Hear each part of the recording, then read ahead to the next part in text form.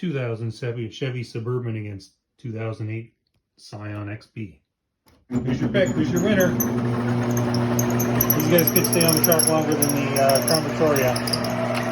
He's still crashed over there. Oh, oh!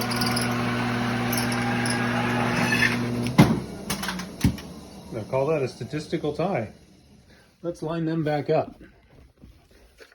Let them race backwards this time.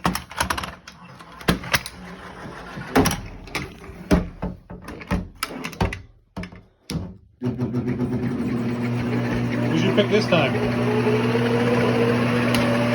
fare a little better backwards. Not much though.